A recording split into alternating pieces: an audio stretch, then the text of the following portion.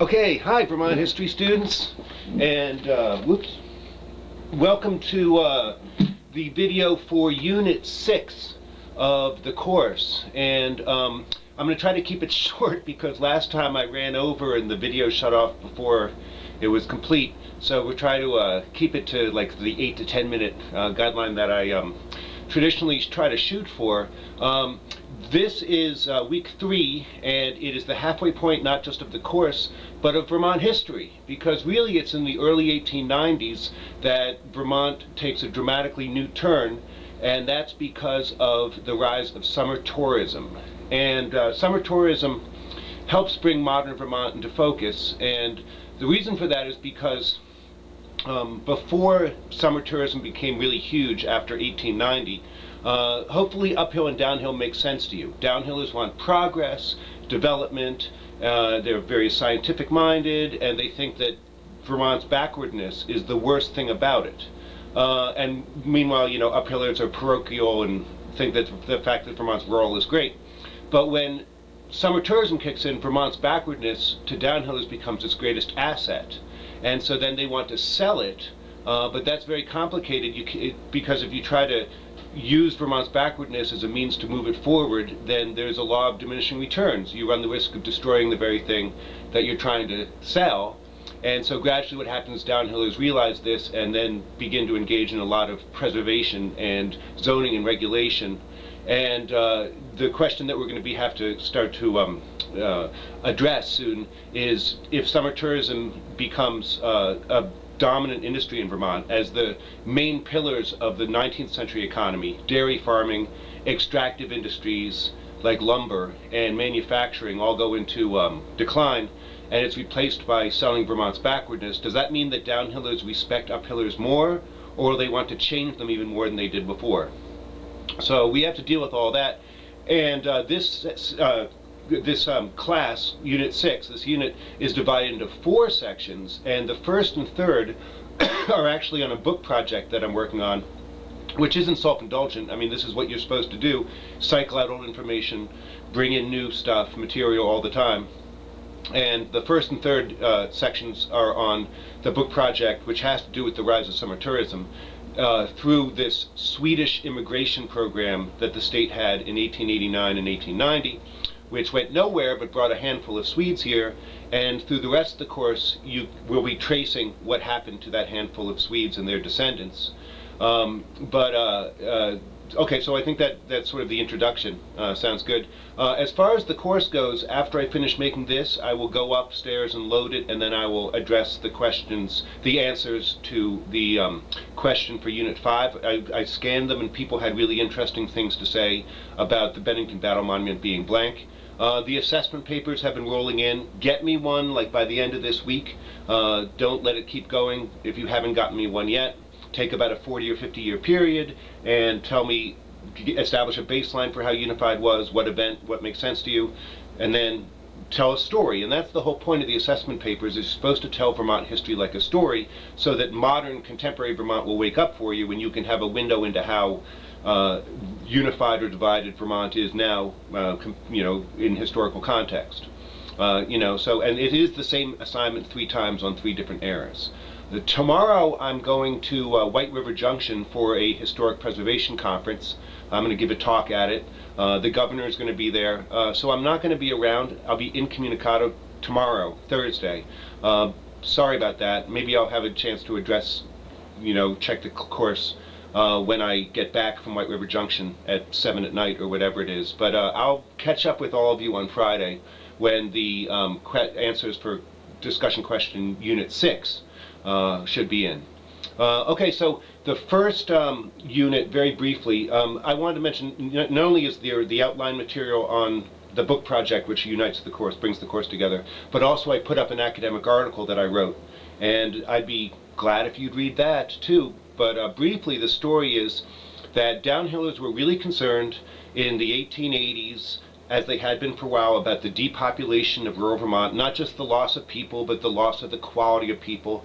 They were very concerned about not just the Yankees becoming degenerate in rural Vermont, but there was a huge element of anti-Catholicism in Vermont at the time, particularly against French Canadians and the Irish. And so the state decided they needed a commissioner of agriculture who would do nothing more than compile information on the state of rural Vermont and then issue recommendations on what should be done about it. So they hired this guy named Alonzo Valentine to do the job. He knew not much about agriculture. He was he owned a factory in Bennington that made women's underwear, for what it's worth. So he took over the job and sent out these questionnaires about how many farms in your town and what manufacturing in your town to gather information. No one sent the forms back. He didn't include postage.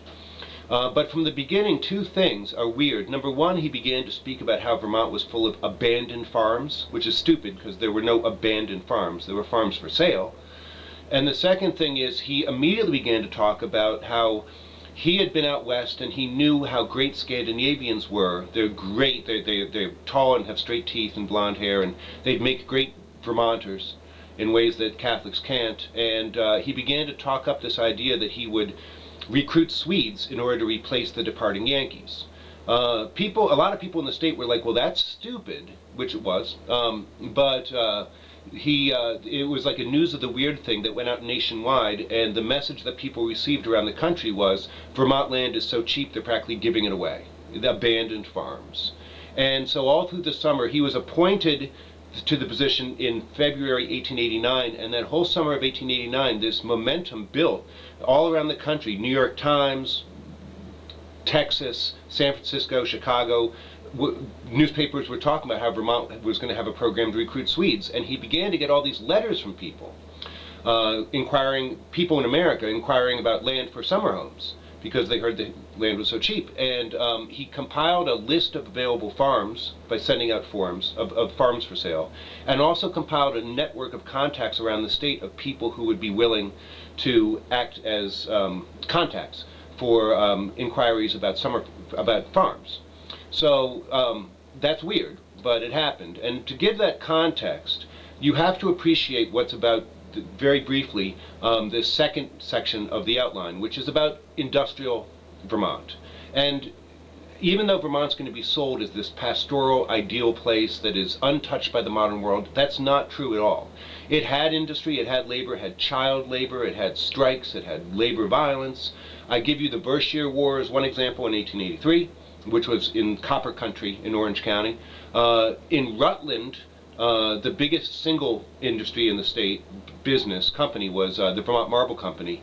And as the Knights of Labor rose in the mid-1880s elsewhere, so the Knights of Labor were organized among the marble workers in Rutland, mostly Irish and French Canadians and Italians. And the organization in the workplace moved over into organization in the ballot box, and the workers in Rutland elected one of their own, an Irish guy named Hogan, as representative for the town to the state legislature. So Redfield Proctor was so powerful that he actually went to the legislature and had them carve out of the town the northern part where he lived, so that he didn't have to live in a town that his workers ran. And then he arrogantly renamed named the new town Proctor after himself. And that is Gilded Age power. So it's, you can read through the rest of that, but just to appreciate that what they're going to be selling as the backward, ideal, rural, unspoiled Vermont isn't true. It had all of those other things the modern world has. So what happened was, anyway, that in the fall of 1889, first Valentine brought this dude named John Nordgren, who was a Swedish immigrant who lived in Nebraska, to Vermont. They toured the state, and they settled on 3 places to land colonies of Swedes, the initial colonies: Berkshire, Wilmington, Vermont, and Weston, the Weston area, including the town of Landgrove. And then in December, Nordgren went back to Sweden, to his hometown in a very poor part of Sweden called Värmland.